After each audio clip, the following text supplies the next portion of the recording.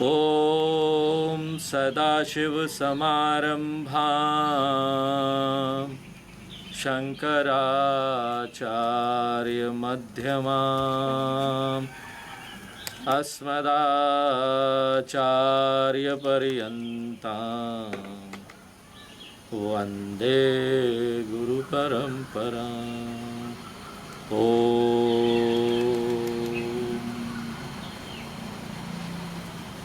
हम लोग वेदांत का एक छोटा सा ग्रंथ है तत्वबोध, उसका अध्ययन कर रहे हैं। इसमें सब परिभाषा दी हुई है जो भी हमारे शास्त्रों में, आगे उपनिषद में, ब्रह्म सूत्र में, आगे जब हम एडवांस वेदांत में जाएंगे तो उसमें कई सारे शब्द मिलेंगे। आत्मा, माया, स्थूल शरीर, सूक्ष्म शरीर, कारण शरीर।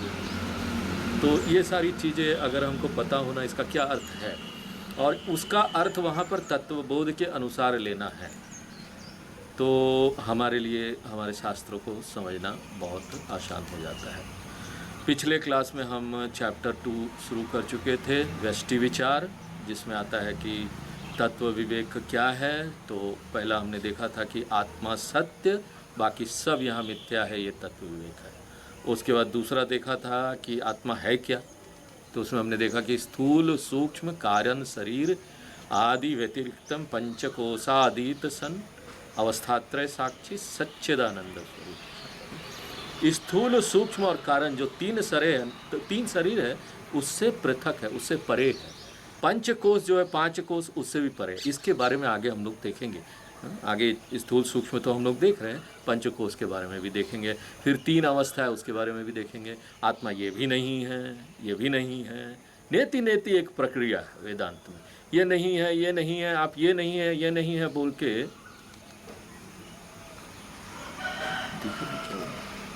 बंद किया।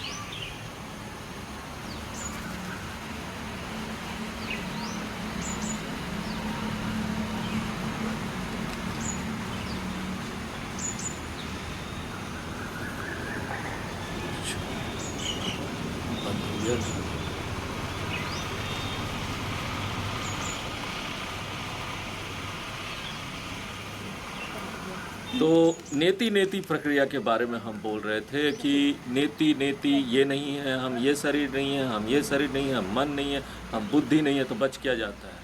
जो बच जाता है ना, वही आत्मा है। यतिष्ठति सा आत्मा। ये तो नेति नेति हुआ। अब क्या है? तो सच्चिदानंद स्वरूप। ये जो आत्मा है वो क्या है? सत्य, चित्त और आनंद स्वरूप। इन सब का अर्थ हम आगे देखेंगे धीरे धीरे करके। फिर हमने देखा कि स्थूल शरीर क्या है, पंचीकृत पंच महाभूते, पंचीकृत पंच महाभूत से बना है। और ये जो स्थूल शरीर है, बाहर का शरीर, ये सत्कर्मों से बना है। हमको मनुष्य का शरीर पुण्य फल के कारण मिला है। अगर पुण्य ना होना है, ये शरीर भी नहीं। हमको कुछ और शरीर भी मिल सकता है। यहाँ बहुत सारी चीज़ें, ये पेड़ पौधे हैं, ये जानवर है, ये भी एक शरीर है। तो इस तरह का शरीर भी हमको मिल सकता है। और उसके बाद हमने देखा कि ये जो है सुख दुख भोगने का स्थान है। हम जो कर्मों का फल लेके आते हैं, इसी शरीर में रहकर भोगते हैं ना। हमको अच्छा खराब हमारे साथ जीवन में होते रहता है, तो वो किस कारण से होता है? तो और किस कारण से हम भोग पाते हैं? अगर शरीर नहीं होगा तो भोग ही नहीं पाएंगे। कभी पाँव में दर्द, कभी हाथ में दर्द कभी शरीर में कुछ हो गया, कभी किसी ने कान से कुछ बोल दिया, कड़वा शब्द, ये सब दुख है। तो ये सुख दुख भोग आयतनम, सुख और दुख दोनों आता है। अच्छा भी बोलते हैं लोग, अच्छा भी होता है अपने साथ। उसके बाद ये कैसा शरीर है? अस्ति जायते वर्धते विपरिणमते अपक्षयते विनश्यति। ये 6 विकार है, इसमें 6 विकार है। विकार में चेंजेस है। माँ के पेट में आते हैं भ्रूण के रूप में, उसके बाद फिर बाहर आता है, जन्म होता है, फिर बढ़ता है, फिर एक समय आता है जब कोई परिवर्तन नहीं होता है, फिर परिवर्तन होना चालू होता है, जो चला गया आएगा ही नहीं, फिर एक दिन ना इस शरीर की मृत्यु हो जाती है। ये ऐसा है, इसको हमको स्वीकार करना है, इसके अलावा कोई चारा नहीं।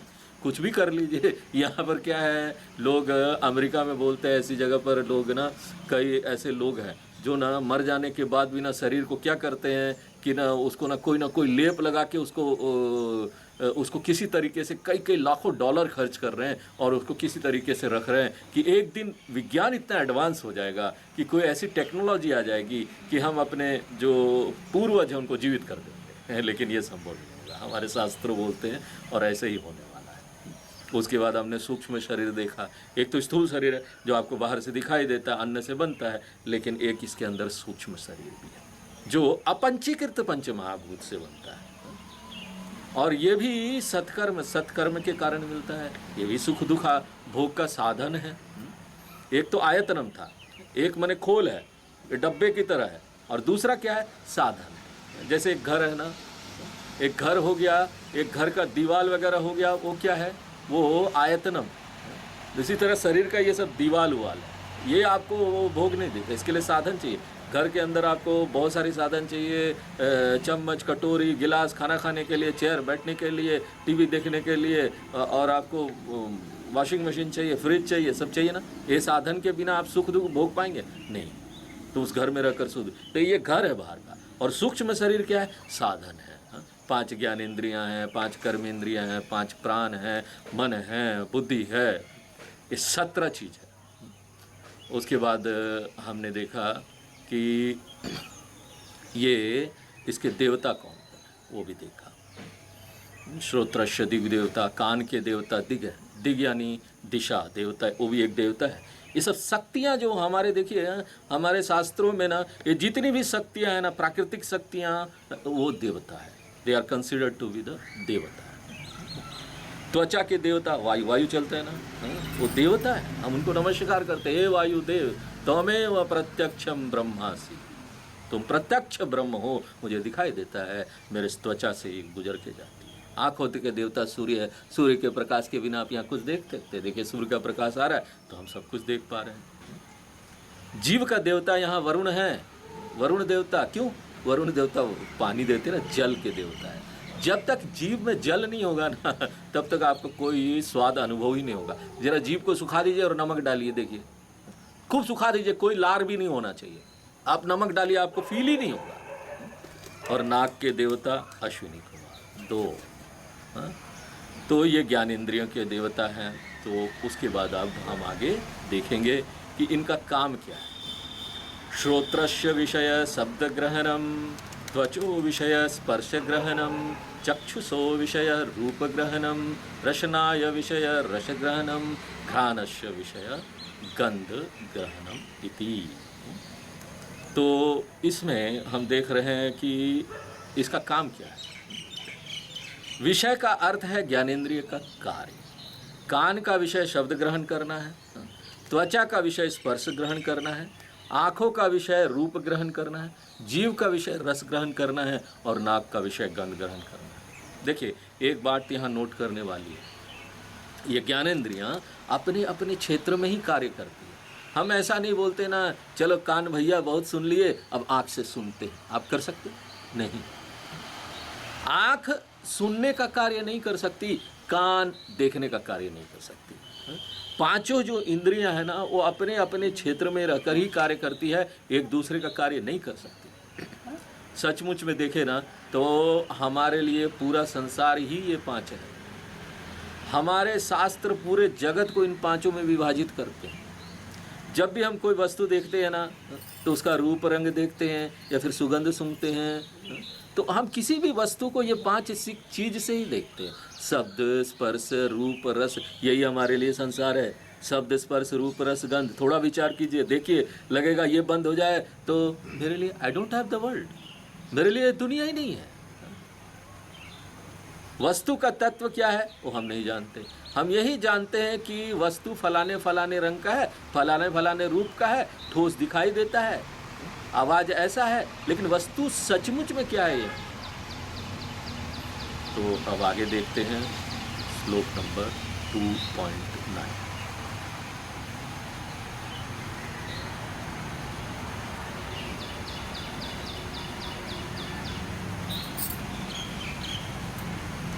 वाचो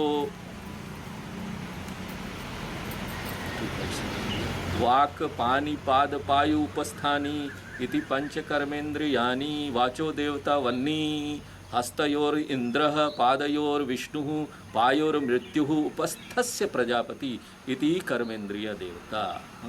वाचो विषय भाषणम, पानयोर विषय वस्तुग्रहणम, पादयोर विषय गमनम, पायोर विषय मलत्यागः, उपस्थस्य विषय आनंद इति।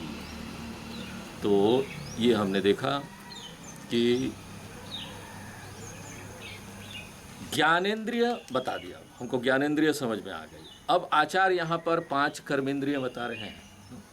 देखिए, ज्ञानेंद्रिय जो है ना वो शरीर के अंदर वाली भाग है, और कर्मेंद्रिय है ना वो बाहर देने वाली है। ज्ञानेंद्रियों से हम हर चीज़ अंदर लेते हैं, आँख से देखते हैं ना अंदर ले जा रहे हैं, कान से सुनते हैं ना अंदर ले रहा है, जीवा से स्वाद लेते हैं ना अंदर ले जा रहा है। तो अंग्रेजी में क्या बोलेंगे, इनपुट आउटपुट।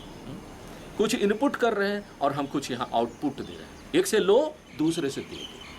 पहली क्या है कि पहली कर्मेंद्रियाँ क्या है, वाक, यानी बोलने की इंद्रियाँ। देखिए यहाँ सारा खेल बोलने का है।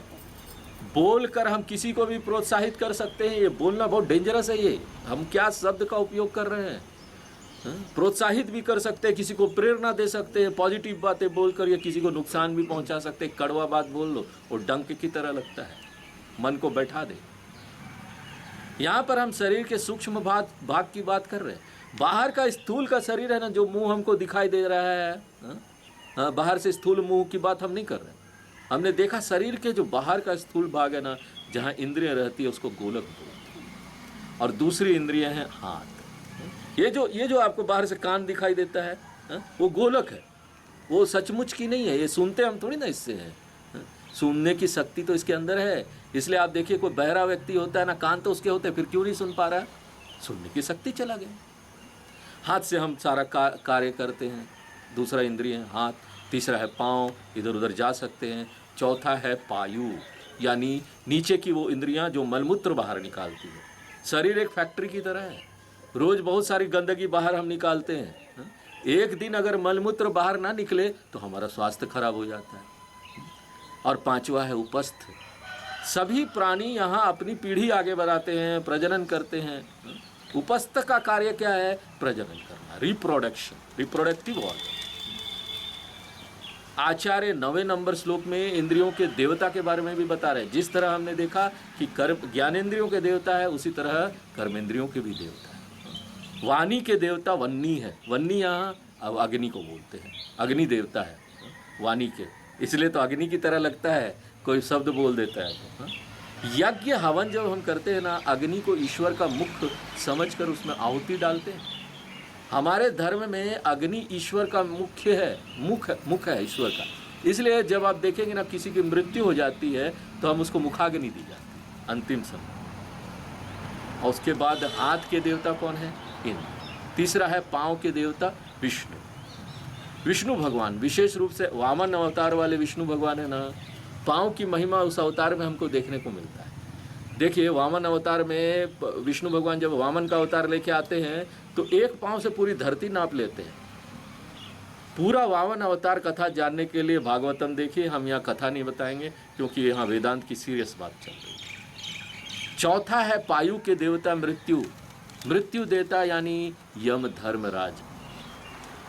जब हमारे शरीर से गंदगी बाहर निकलती है, उसके बाद हमारा नया दिन शुरू होता है ना, हम फिर से खाने के लिए तैयार। उसी प्रकार सृष्टि की दृष्टि से ले लो तो एक व्यक्ति जब बूढ़ा हो जाता है, उसका शरीर किसी काम का नहीं रह जाता, तो यम धर्मराज उसको हटा देते हैं अब गंदगी हटाओ, ताकि नए लोग आएंगे, नई पीढ़ी आएगी, नया जीवन शुरू होगा।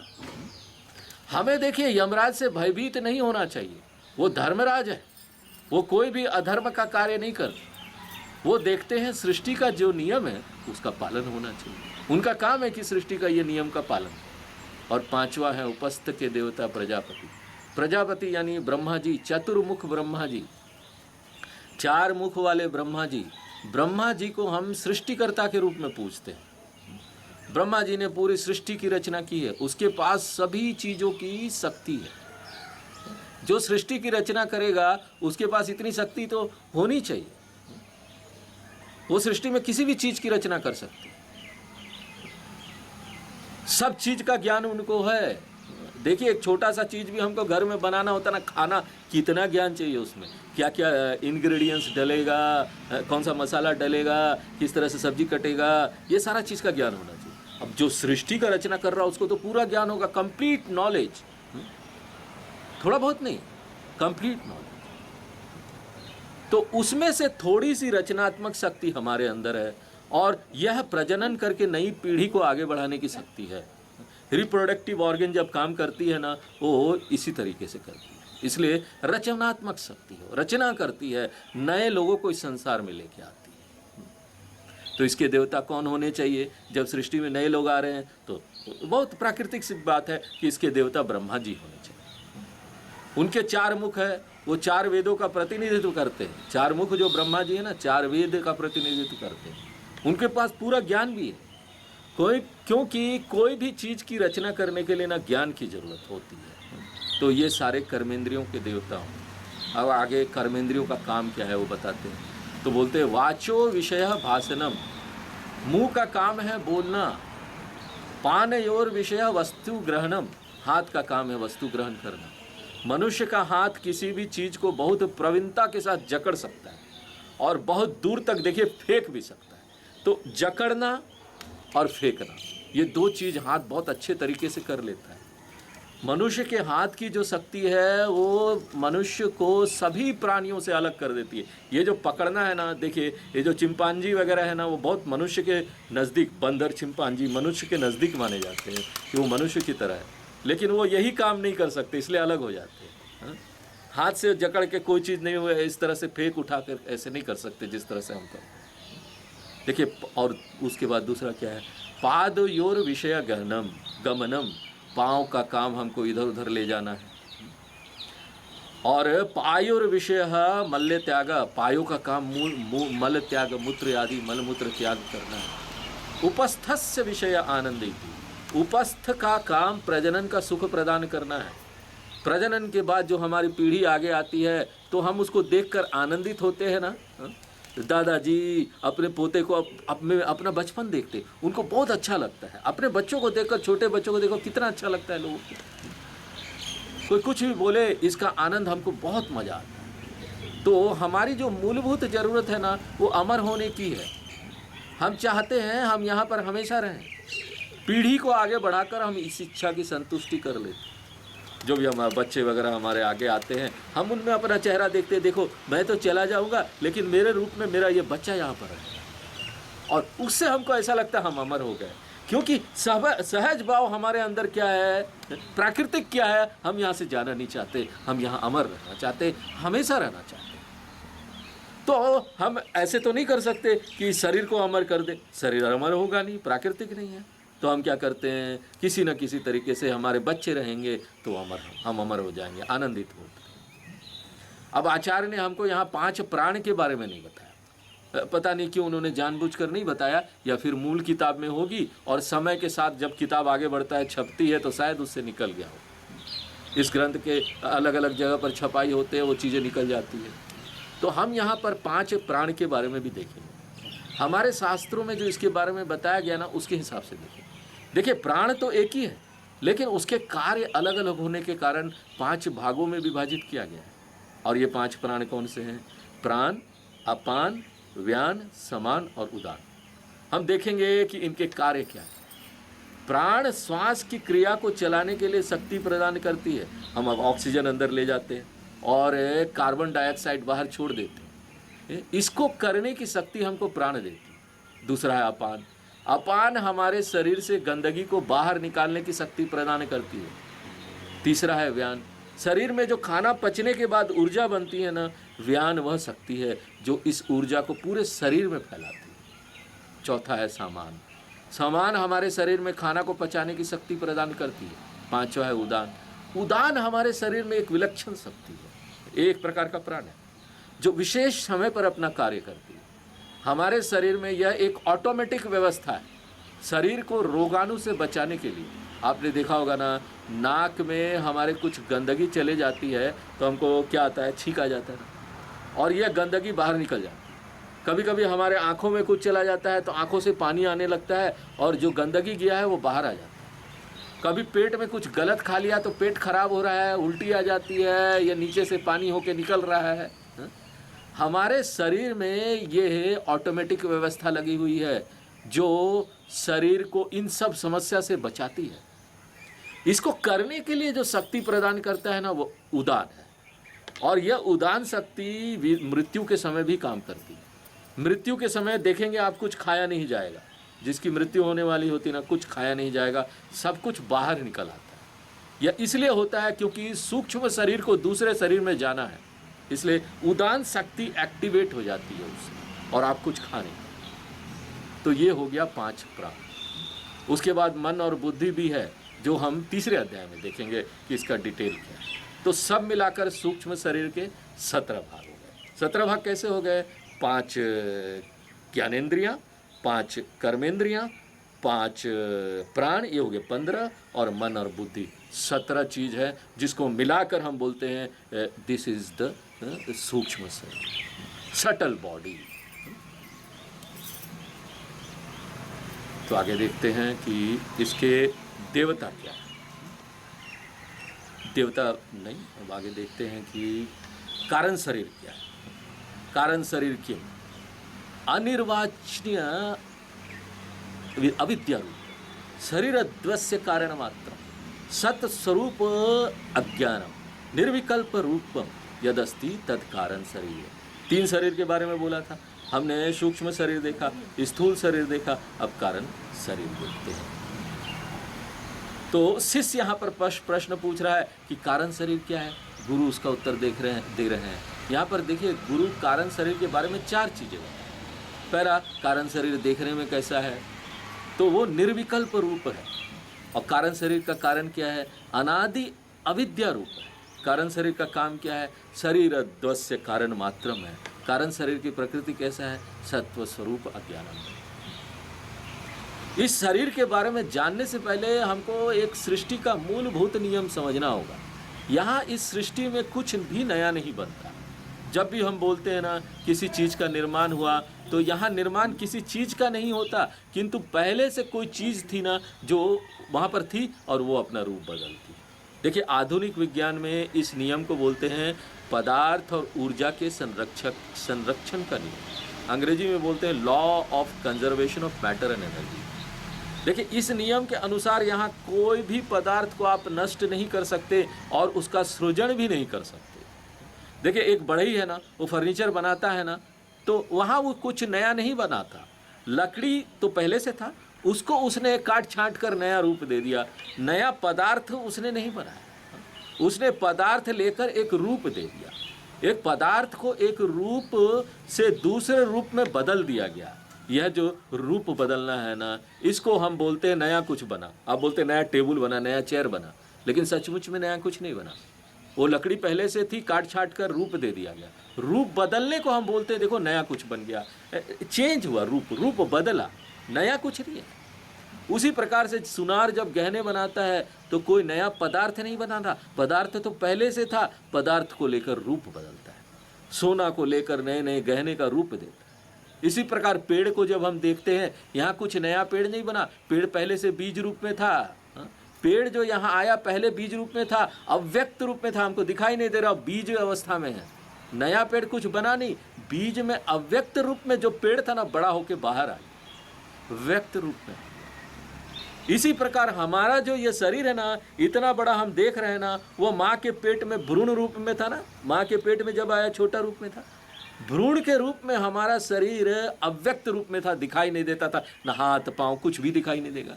वहाँ पर एक गोला सा है मांस का टुकड़ा।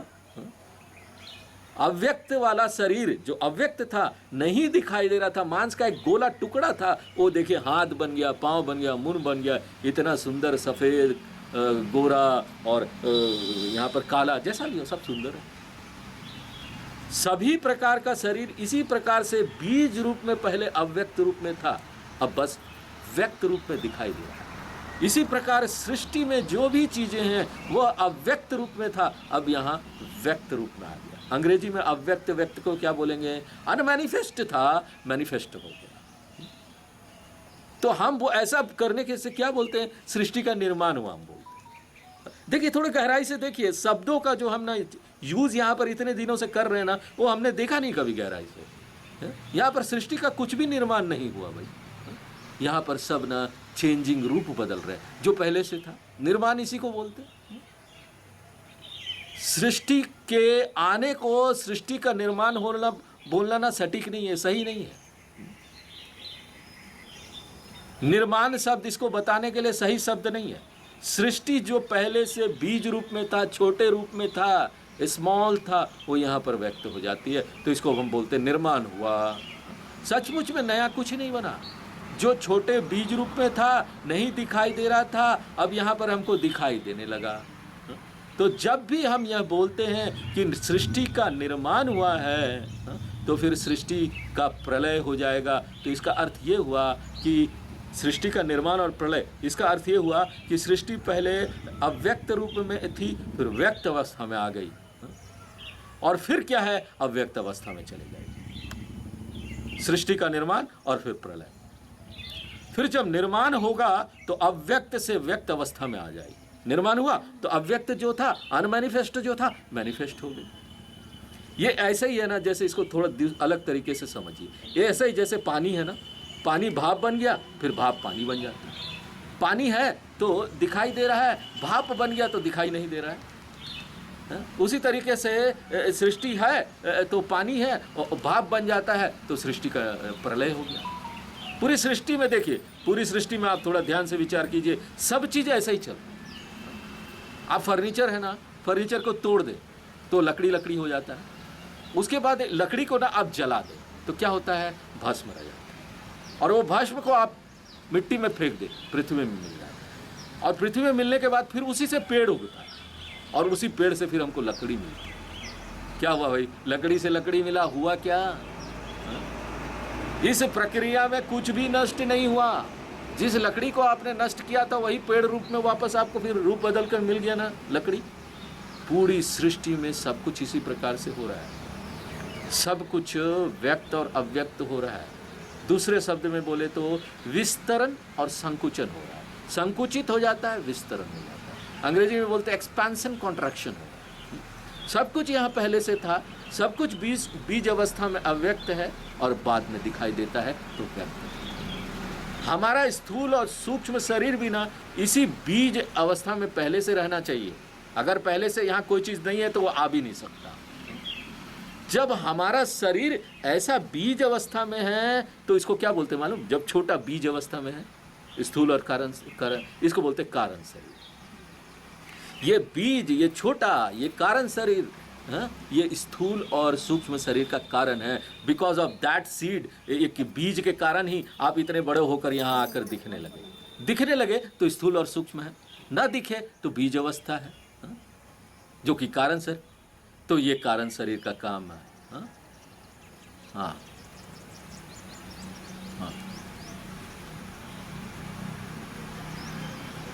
इसलिए आचार्य बोलते हैं शरीर द्वस्य कारण मात्रम। ये दोनों शरीर का ये कारण है। जब प्रलय होता है तो पूरी सृष्टि का विनाश हो जाता है ना। तो स्थूल और सूक्ष्म शरीर का नाश नहीं होता। हमारे धर्म में बोलते हैं एक दिन सृष्टि का प्रलय हो जाएगा, सृष्टि खत्म हो जाएगी, तो फिर ये सब शरीर जाएगा कहाँ? उनका नाश नहीं होता, वो कारण शरीर में परिवर्तित हो जाएगा, बीज अवस्था में चलेगा। फिर जब नया शरीर का निर्माण होता है तो वापस आ जाता है। तो ये जो प्रक्रिया है वो नित्य चलते रहता है, रुकता नहीं है। व्यक्त अव्यक्त, व्यक्त अव्यक्त होते रहता है। पानी भाप बनता है, भाप पानी बनता है, फिर भाप पानी बनता है, फिर पानी भाप बनता है, भाप पानी बनता है, इस तरह से चलते रहता है। श्रीमद् भगवत गीता के दूसरे अध्याय के 28वें श्लोक में भगवान बोलते हैं अव्यक्तादीनि भूतानि व्यक्त मध्यानि भारत अव्यक्त निधनान्येव तत्र का परिदेवना। अर्जुन, यहाँ कोई मरने वाला नहीं है। मरना जो चीज है वो हमको बोलना ही छोड़ देना चाहिए। मृत्यु बोलकर कोई चीज है ही नहीं। सभी चीज अपना रूप बदल रहे हैं, तो फिर मृत्यु से क्या डरना। हम तो यहाँ पहले अव्यक्त अवस्था में थे, व्यक्त अवस्था में आए, फिर अव्यक्त में जाने वाले। इसलिए मत डरो, तैयार रहो। क्या होने के लिए? व्यक्त और अव्यक्त होने के लिए। एक्सपेंशन कॉन्ट्रैक्शन हो रहा है। This is not death, I will not accept that. It is manifest and unmanifest. हम अभी दिख रहे हैं, कल को दिखेंगे नहीं, लेकिन रहेंगे। अब देखते हैं कि कारण शरीर देखने में कैसा है। क्या आप कारण शरीर को देख सकते हैं क्या? देखिए, स्थूल शरीर को तो हम भी देख सकते हैं, दूसरा व्यक्ति भी देख सकता है। सूक्ष्म शरीर को सिर्फ हम अनुभव कर सकते हैं कि सूक्ष्म शरीर में अंदर की शक्तियाँ आ जाती है ना, हमको पता चलता है मेरा प्राण कितना ऊपर नीचे हो रहा है, हमको पता चलता है मेरे मन बुद्धि में कितनी ज्ञान आ गई है, हमको पता चलता है मन में क्या चल रहा है। दूसरा हमारा मन को या बुद्धि को नहीं पढ़ सकता, दूसरा नहीं जान सकता। थोड़ा सा समझ सकता है, हाव भाव देखकर आप किसी के मन को समझ सकते, चेहरा देखकर समझ सकते भैया ये अभी सही मूड में है कि नहीं, मूड अच्छा है कि नहीं। लेकिन डिटेल में उसके अंदर मन में क्या चल रहा ना होगा, आप कभी नहीं पढ़ पाएंगे। तो थोड़ा सा हम जान सकते हैं। तो इस तरीके से सूक्ष्म शरीर को हम जान सकते हैं। हम ही छोड़िए, कौन अभी तक अपने मन को समझ पाया बोलिए। हम बोलते दूसरे को मन को पढ़ा, मैं ना दूसरे का मन पढ़ लेता हूँ, मैं समझ जाती हूँ क्या चाह रहा है, मैं समझ जाता हूँ क्या चाह रहा है। भैया आप अपने मन को पहले पढ़िए, अपना मन तो कंट्रोल में आता नहीं, तो दूसरे का मन पढ़ने से क्या जरूरत है। इसलिए यह चीज़ छोड़ देनी चाहिए। हमको दूसरे की तरफ नहीं, अपनी तरफ अपना मन पहले हमारा नियंत्रण में आए, इस बात को ज़्यादा ध्यान देना चाहिए, इसको पहले देखना चाहिए। अब देखिए, जो कोई चीज़ बीज अवस्था में होती है ना, तो उसको हम अलग अलग करके नहीं देख सकते ना। कैसे? देखिए, पेड़ में पेड़ के सब अंग हम अलग अलग करके देख सकते हैं। डालियाँ हैं, पेड़ के पत्ते आ जाते हैं, कलर्स आ जाता है, उसमें उसका जड़ वगैरह सब आप देख सकते हैं। लेकिन जब अब छोटा बीज में होता है तो हमको कुछ दिखाई देता है? वो बीज के अंदर आप देख लेंगे उसका पत्ता कैसा है, देख सकते? नहीं देख सकते। उसी तरह से जब छोटा बेबी होता है ना, माँ के पेट में भ्रूण के रूप में, तो हम उसके सभी अंगों को नहीं देख सकते, तो मांस का लोथड़ा का तरह होता है। किंतु धीरे धीरे जब पेट में वो बढ़ता है तो वो व्यक्त अवस्था में आता है और हम उसके अंग को ना अलग अलग करके देख सकते हैं। हाथ देख सकते हैं, पाँव देख सकते हैं, सिर सब देख सकते हैं। इसी प्रकार जब स्थूल और सूक्ष्म शरीर जब अव्यक्त अवस्था में होते हैं, कारण अवस्था में होते हैं, तो हम ना वहाँ पर अलग अलग भाग नहीं देख सकते। हम उसका पाँव अलग करके, हाथ अलग करके ऐसा नहीं देख सकते। जब सूक्ष्म अवस्था में आता है तो हम उसको अनुभव कर सकते हैं, हम मन को अनुभव कर सकते हैं, देख सकते हैं। उसी प्रकार स्थूल शरीर में भी ना सभी अंगों को अलग अलग करके देख सकते हैं, किंतु कारण शरीर क्या है? बीज अवस्था में है। हम वहाँ अलग अलग अंगों को नहीं देख सकते। ऐसी जो अवस्था है ना, उसी को क्या बोलते हैं? निर्विकल्प रूपम। विकल्प यानी अलग अलग विकल्प है, भाग है, आप देख सकते हैं। निर्विकल्प यानी कोई भाग ही नहीं है, आप कैसे देखेंगे?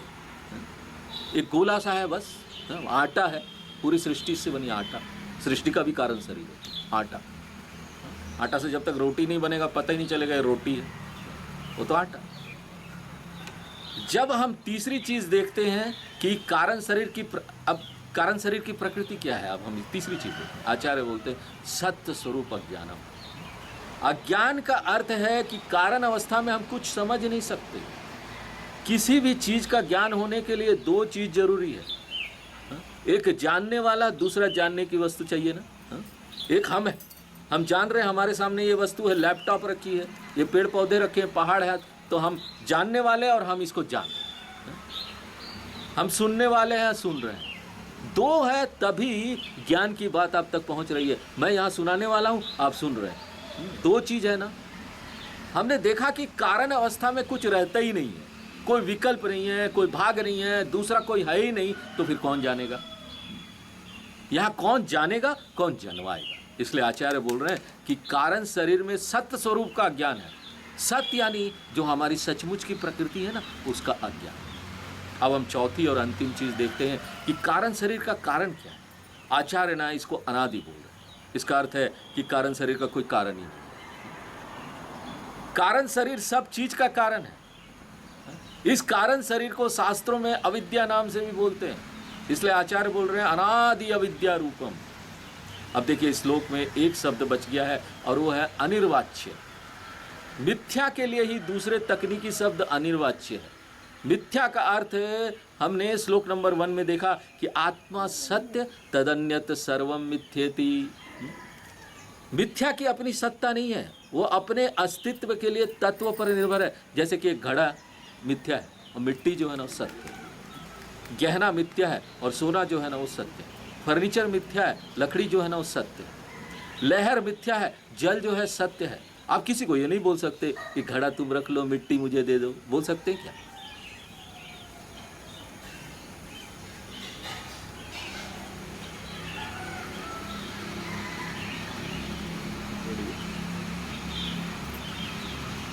करेक्ट कर लीजिएगा वापस उसको।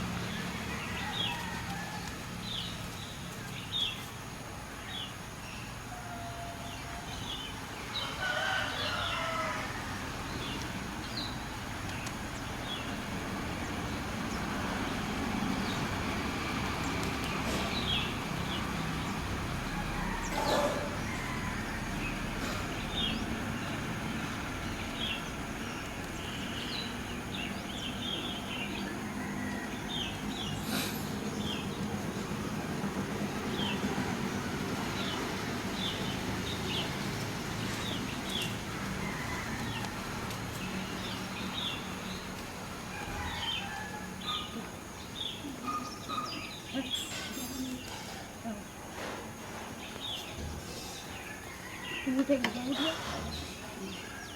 No, baby.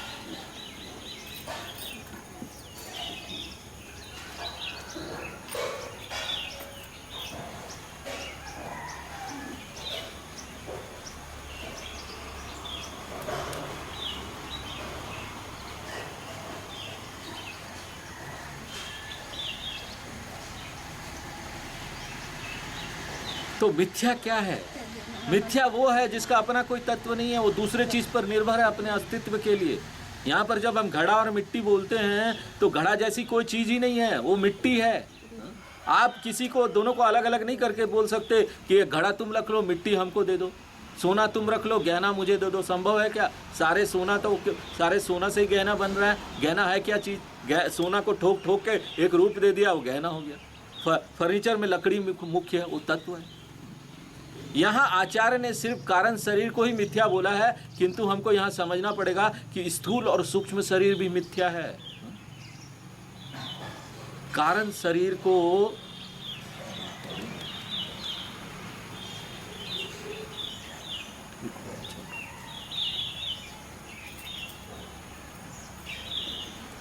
कारण शरीर को आप सृष्टि के निर्माण के पहले या प्रलय के बाद ही देख सकते हैं। इसको देखने का कोई और तरीका नहीं है। लेकिन हमारे शास्त्र बोलते हैं अगर आप चाहे तो इसका आप थोड़ा सा अनुभव ले सकते हैं, और यह अनुभव आप रोज ही लेते हैं। जब भी आप गहरी निद्रा में होते हैं ना, तो वहाँ पर शरीर, मन, बुद्धि सबका लय हो जाता ना। आप गहरी निद्रा में कुछ रहता है, वहाँ कोई बॉडी नहीं, वहाँ कोई माइंड नहीं, कुछ भी नहीं। स्थूल और सूक्ष्म शरीर दोनों का लय हो जाता है। कोई भावना नहीं रहती, किसी प्रकार का कोई ज्ञान नहीं रहता, कोई जानने वाला नहीं, जानने की वस्तु नहीं होती, द्वैत नहीं रहता, वहाँ दो चीज़ नहीं रहता। निद्रा में हमको प्रलय अवस्था का थोड़ा सा अनुभव देता है। निद्रा में सब लय हो गया, प्रलय, रोज ही प्रलय होता है हमारे जीवन में, रोज ही हमारी मृत्यु हो जाती है, खत्म। इसलिए हम कारण शरीर वाली स्थिति में जब देखना चाहते हैं उस स्थिति को, तो हम ना निद्रा अवस्था में इसका अनुभव कर सकते हैं। एक बात हम यहाँ बता देना चाहते हैं कि हमारा स्थूल शरीर इसी जन्म में ख़त्म हो जाता है। स्थूल शरीर, सबकी मृत्यु होती, देखिए शरीर पड़ा हुआ है, ख़त्म हो गया। लेकिन सूक्ष्म शरीर कब तक रहता है? वो सूक्ष्म शरीर उस शरीर से निकलकर दूसरे शरीर में जाएगा कब तक? प्रलय होने तक। लेकिन कारण शरीर क्या है? कारण शरीर का अंत नहीं होता, वह प्रलय के बाद भी चलता रहता है, बीज रूप में रहता है। जब दूसरी सृष्टि आएगी तो फिर से वह वापस आ जाता है। कारण शरीर को खत्म करने का एक ही तरीका है, और वह है मुक्ति प्राप्त करना। मुक्त व्यक्ति का कारण शरीर भी इसी जन्म में खत्म हो जाता है, लय हो जाता है। इसलिए मुक्त व्यक्ति को ना फिर से दूसरा जन्म नहीं लेना पड़ता, उसका जन्म मरण वाला संसार ही खत्म हो जाता है, समाप्त। तो यहाँ पर 3 शरीर के ऊपर हम चर्चा कर रहे थे, जो अनात्मा नंबर 1 है, समाप्त होता है। आत्मा के बारे में बोल रहे थे ना, तब हम बोल रहे थे स्थूल, सूक्ष्म, कारण, आत्मा, ये तीनों नहीं है। तो ये 3 शरीर हमने बता दिया। ये 3 शरीर में से कोई भी चीज़ आत्मा नहीं है। आगे हम देखेंगे कि और क्या चीज़ है आत्मा में और क्या नहीं है। तो यहाँ पर शिष्य आगे पूछेगा कि अवस्थात्रय किम? तो आचार्य उत्तर देंगे, जागृत स्वप्न सुषुप्ति अवस्था। हमारे ऋषि मुनि और आचार्य लोगों ने जीवन को बहुत नज़दीक और गहराई से देखा है। छोटी छोटी चीज़ों में ज्ञान छुपा हुआ है, सूक्ष्म बुद्धि से उसको देखने की ज़रूरत है। अब बताएं कि यह कौन नहीं जानता कि पूरे जीवन में हम 3 अवस्था की यात्रा करते हैं। यह अवस्था है जागृत, स्वप्न और सुषुप्ति। सुषुप्ति यानी निद्रावस्था, गहरी निद्रा वाली जो अवस्था है। सामान्य सी दिखने वाली जीवन के इस अंग का विश्लेषण करें तो हम उस महान सत्य तक पहुंच सकते हैं, और ये हमारे शास्त्रों के अलावा और कौन सोच सकता है। सचमुच में बोले तो हम जीवन में ना बड़ी बड़ी चीज़ों का अध्ययन कर लेते, गाड़ी का पार्ट्स कहाँ लगेगा, मेडिकल में सब शरीर का पार्ट्स क्या हो रहा है, किंतु जीवन में जो छोटी छोटी चीज़ें हैं ना उसको हम सूक्ष्मता से नहीं देख पाते। और सारा राज ना इन्हीं छोटी चीज़ों में छुपा हुआ है। इसलिए बहुत जरूरी हो जाता है कि ऐसे चीज़ों को हम गहराई से विश्लेषण करें। मांडुक्य उपनिषद के ऊपर गौड़पादाचार्य जी ने व्याख्या लिखा है, जिसको हम कारिका बोलते हैं, मांडुक्य कारिका बोलते हैं। गौड़पादाचार्य जी कौन थे पता है? शंकराचार्य जी के गुरु, शंकराचार्य जी के दादा गुरु बोलते हैं। वैसे तो गुरु में कोई संबंध नहीं बनाना चाहिए, गुरु शिष्य के अलावा, किंतु समझने के लिए बोल देते हैं कि दादा गुरु। गौड़पादाचार्य जी मांडुक्य कारिका में इन तीनों अवस्था का बहुत विस्तार से विश्लेषण करते हैं कि ये जागृत, स्वप्न और सुषुप्ति अवस्था क्या है।